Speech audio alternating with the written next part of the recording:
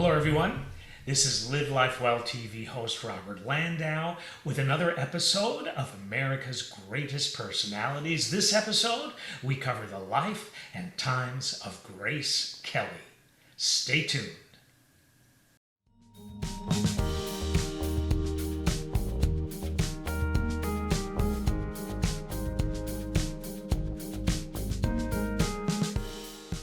So to kick things off, here are some things that Grace Kelly was famous for saying. Grace Kelly once said, "Getting angry doesn't solve anything." She also said, "The freedom of the press works in such a way that there is not much freedom from it." Kelly also said, "I came to success very, very quickly, perhaps too quickly to value its importance." Kelly has also said, "I avoid looking back. I prefer good memories to regrets." Kelly also said, "Other women looked on me as a rival, and it pained me a great deal." Grace Kelly also has said, "For a woman, 40 is torture, the end." She also said, "When Ava Gardner gets into a taxi, the driver knows at once she's Ava Gardner. And it's the same for Lana Turner or Elizabeth Taylor, but not for me. I'm never Grace Kelly. I'm always someone who looks like Grace Kelly." She has also said, "When I married Prince Rainier, I married the man and not what he represented or what he was. I fell in love with him without giving a thought to anything else." Kelly has also said, "Fairy tales tell imaginary stories. Me, I'm a living person. I exist. If the story of my life as a real woman were to be told one day, people would at last discover the real being that I truly am." Here are some things about Grace Kelly that you might not have known. Did you know that Grace Kelly felt that it wasn't all a fairy tale?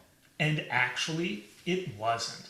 Despite all the luxury and the lavish lifestyle, the life of the Princess of Monaco was not all plain sailing, smooth sailing.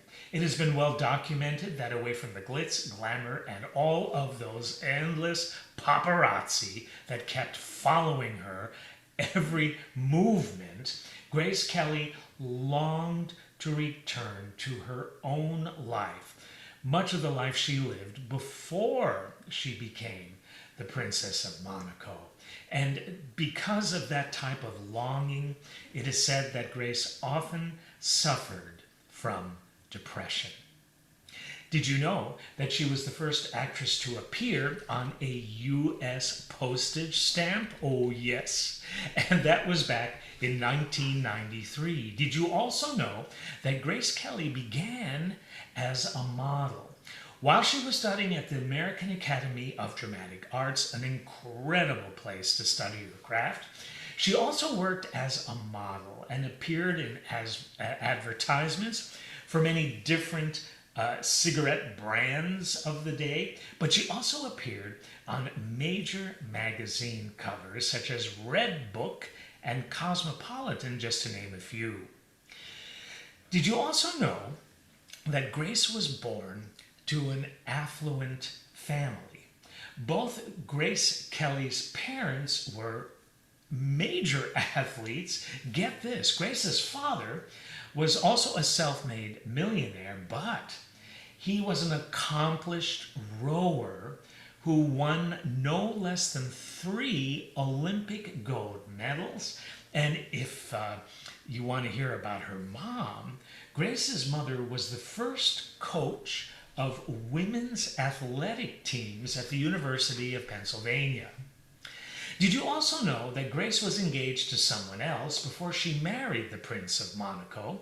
Before her marriage to Prince Rainier, Grace was engaged to be married to fashion designer Oleg Cassini, who was famous for being the man behind the Jackie look of First Lady Jacqueline Onassis.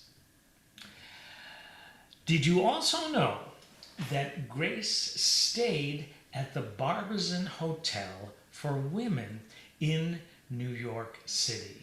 Along with other famous tenants such as Liza Minnelli, Ali MacGraw, and others, Kelly stayed at the now famous Barbizon Hotel for Women when she lived in New York when she was an up-and-coming actress.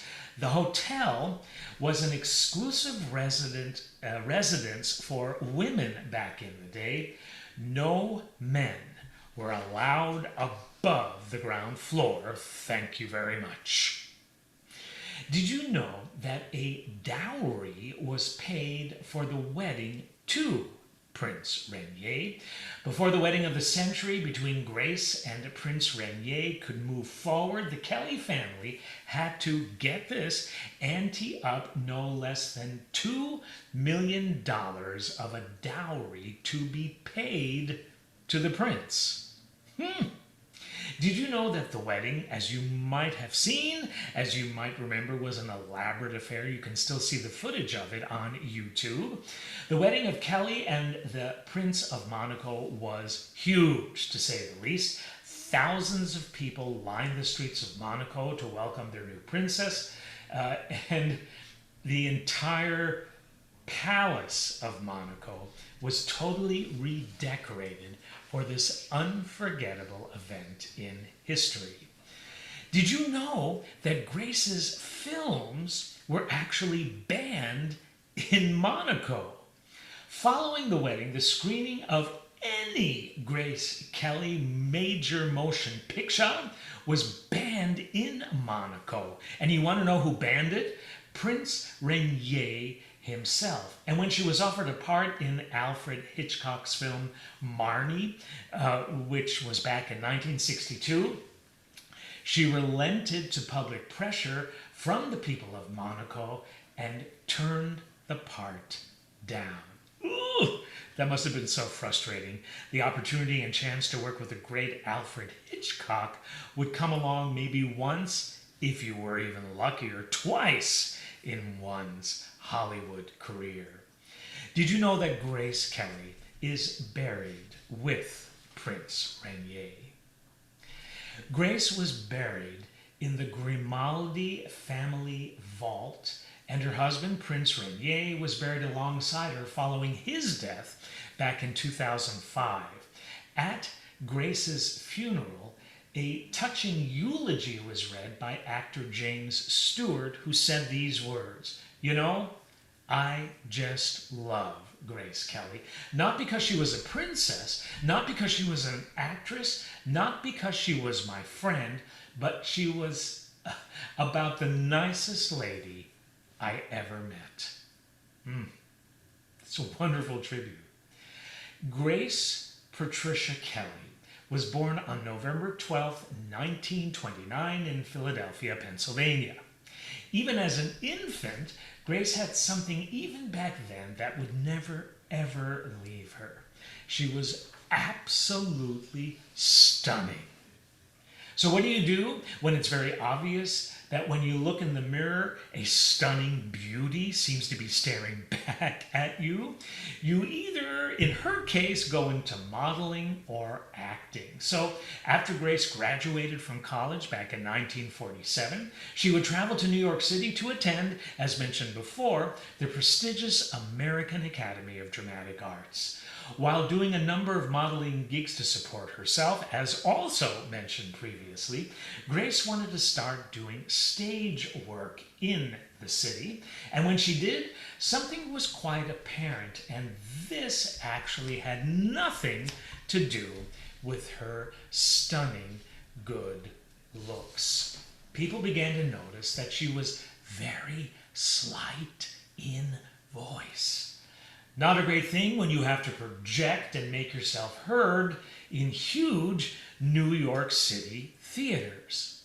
It was the great Helen Hayes. Remember Helen Hayes? That actually hooked Grace up with a brilliant drama teacher who taught Grace voice projection, and it was then that she was well on her way. So much so that television started to knock on her door. So much so that between the years of 1950 and 1951, Kelly would end up appearing in, get this, no less than 60 plays on television, and most were live. Think about that. Back in that day, you better know your lines, and even better, you better be good at improvising on the spot if you should happen to forget your lines, or should anything else go wrong for that matter. But think about it again. Between 1950 and 1951, Grace appeared in 60 plays on television. Well, I guess it would stand to reason that Hollywood would be next. And as you can well imagine, she was perfect for it.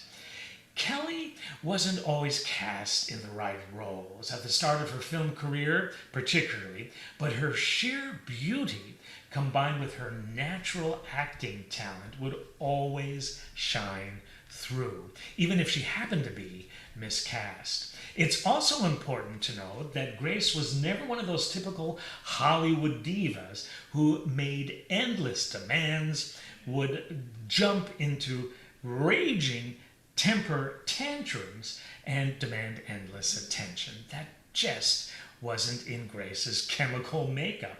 Her peers would always say that she was a genuinely nice person who truly cared for people, and because she did from her heart, she would treat them accordingly.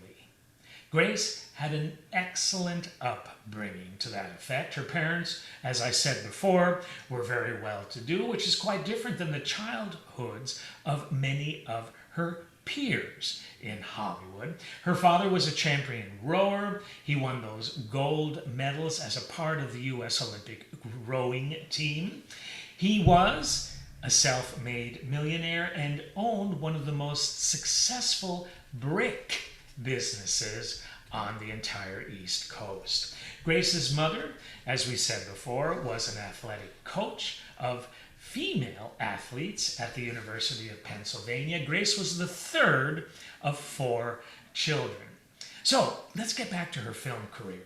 Not many people know that Gary Cooper was instrumental in getting Grace on the silver screen. Cooper was the one that actually discovered Grace on the set of her very first film by the name of 14 Hours, and that was back in 1951.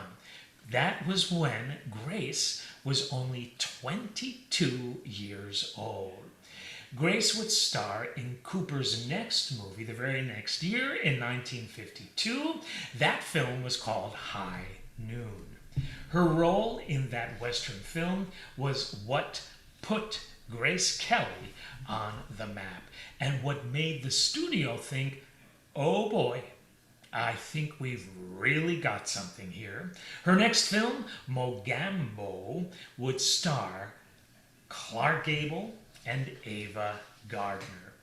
2 main things happened to Grace as a result of that film. One was professional, the other was personal.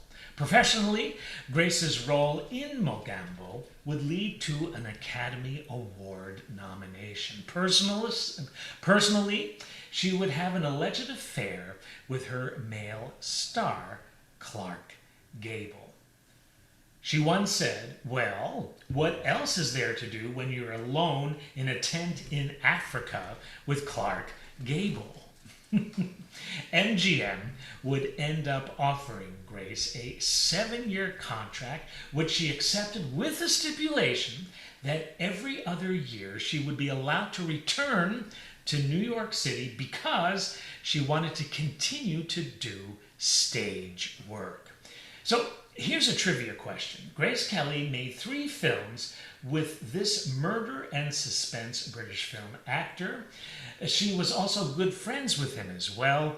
We alluded to him before. His name was Alfred Hitchcock. So she could have appeared in 4 of his, but she ended up appearing in 3 of his. Do you know the names of the Alfred Hitchcock films Grace ended up appearing in? Rear Window, Dial M for Murder, and To Catch a Thief. Kelly would also star in a film by the name of The Country Girl. Her stars in that film were the one and only Bing Crosby and William Holden. Her role in that film would garner her an Academy Award nomination for Best Actress in a Film. Also nominated that year, which was 1954, was a lady by the name of Judy Garland. The film she was nominated for was A Star is Born. So, who do you think won? Cameras were brought to Garland's hospital bed. She was in the hospital at the time, as she was about to give birth to her son, Joey Luft. When Grace won that award, the camera people were told to pack up and leave Garland's hospital room, but no one ever told Judy why. By 1955, Grace Kelly felt that she had it all. Why? Because she was a bona fide major star. She was also one of the highest paid and most respected actresses, not only in Hollywood, but in the world. That year, she was asked to be on the film committee representing the U.S. at the Cannes Film Festival in Cannes, France. And guess who she ended up meeting at a photo shoot there? You guessed it, Prince Rainier III of Monaco. He, at the time, was on a mission, a rather stressful and pressing mission at that. He needed a bride right away, because if she didn't end up producing an heir to the throne, whoever she might be, his country, Monaco, would be ceded to France. And we can't have that happen, he must have thought. About the bride he was seeking, he once said these words, "I see her with long hair floating in the wind, the color of autumn leaves. Her eyes are blue or violet with flecks of gold."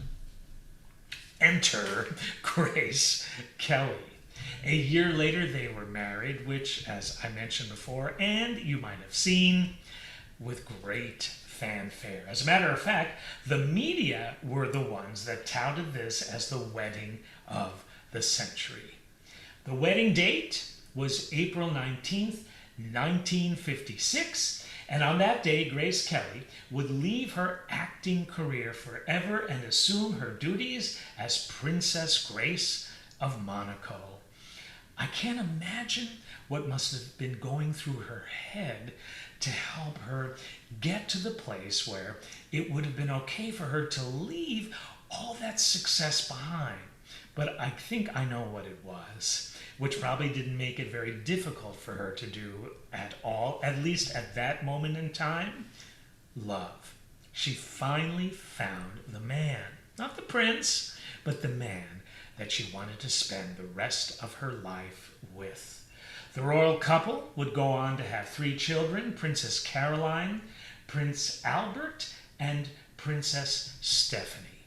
I met Prince Albert many years ago, and he is truly, at least I felt, a wonderful, wonderful person indeed.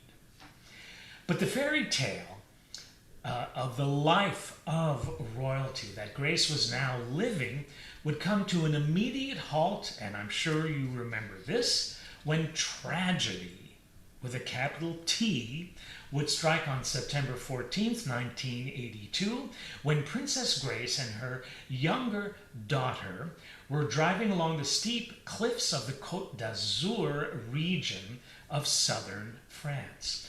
Grace suffered a stroke and lost control of the vehicle she was driving in the process, which ended up spinning off the cliff's edge and plunged down a 45-foot embankment.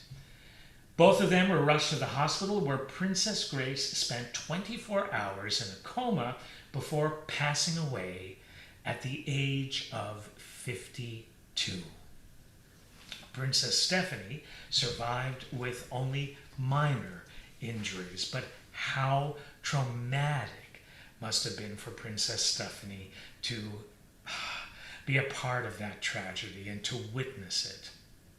Prince Albert once said of his beloved mother, and I quote, "Coming to live here and having to behave in a certain way must have been hard for her at first, but I never, ever heard her complain."